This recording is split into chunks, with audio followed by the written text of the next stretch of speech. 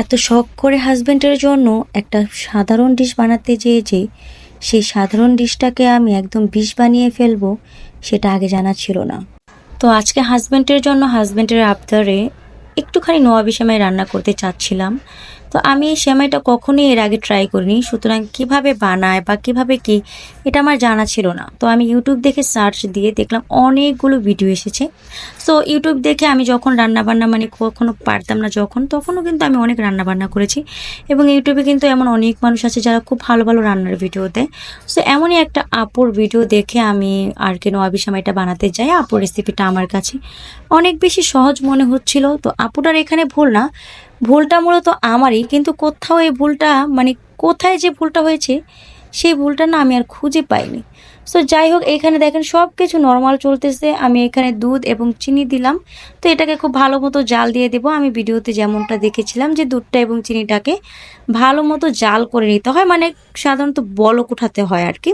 তো দুধটা যে পর্যন্ত বলক না আসছে, তো আমি ভাবলাম যে দুধটা একটু নেড়ে চেড়ে দেই, এরপরে আর কি করতে হবে ওই কাজে আমি চলে যাব। তো এখন আমি দুধটাকে জাস্ট এইভাবে খুব সুন্দর করে নাড়াচাড়া করতে নিচ্ছি। আসলে ওই দুধটা বলক আসলে যেহেতু পড়ে যাবে, সো আমি একটু সাবধানে বলক আসা পর্যন্ত অপেক্ষা করতেছিলাম। তো দেখেন এই যে দুধটা কিন্তু আমার বলক চলে এসেছে। তো এই পর্যন্ত কিন্তু আলহামদুলিল্লাহ সব কিছু আমার ঠিকঠাকই আছে, কিন্তু পরবর্তীতে যে এরকম একটা ঘটনা ঘটে যাবে সেইটার জন্য আমি মোটেও প্রস্তুত ছিলাম না। শুধু আমি কেন, আমার ফ্যামিলির কেউই প্রস্তুত ছিল না। সো নোয়াবি সেমাই বানানোর জন্য এখানে আপুরো দেখেছিলাম যে কিছুটা কর্নফ্লাওয়ার এবং হচ্ছে কিছুটা কনডেন্স মিল্ক, মানে অনেক কিছুই মিক্সড করে। তো আমি এক এক করে এগুলো মিক্স করে নিচ্ছি। তো আমি এখানে শুরুতে কর্নফ্লাওয়ার নিয়ে নিয়েছি 2 চা চামচ, সরি 2 টেবিল চামচ বলে ফেলেছি, 2 চা চামচ। তারপরে এখানে নর্মাল জাস্ট পানি দিয়ে আমি কর্নফ্লাওয়ারটাকে গুলিয়ে নেব। তো এখন জাস্ট নর্মাল পানি দিয়ে আমি কর্নফ্লাওয়ারটাকে গুলিয়ে নিচ্ছি খুব সুন্দর করে।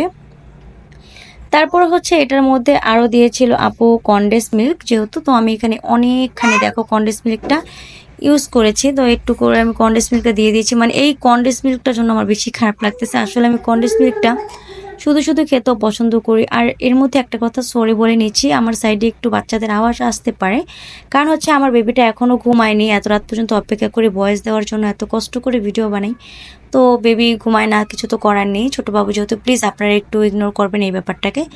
যাই হোক, এরপর আমি এখানে গুঁড়ো দুধ দিয়ে দিলাম 1 প্যাকেটের মতো। আমি অফ ক্যামেরাতে আর একটুখানি গুঁড়ো দুধ দিয়েছিলাম। আর এই যে দেখেন কি ভয়ঙ্কর একটা পরিস্থিতি, যখন আমি এই মিশ্রণটা জাস্ট দুধের মধ্যে দিয়েছি, আমার চুলো টুলো কিন্তু একদম বন্ধ হয়ে গিয়েছে। আর দেখেন দুধটা বলক আসতে লাস্ট পর্যায়ে আমি চুলাটাকে অফ করে দিয়েছি। এবং তারপরে দেখলাম যে এরকম ফেনা ফেনা, মানে শেষই হচ্ছে না, এরকম একটা ভয়ঙ্কর পরিস্থিতিতে পড়েছি। তো আমি তো বুঝতে পারিনি। এরপর আমি আর একটুখানি কনডেন্স মিল্ক দিই।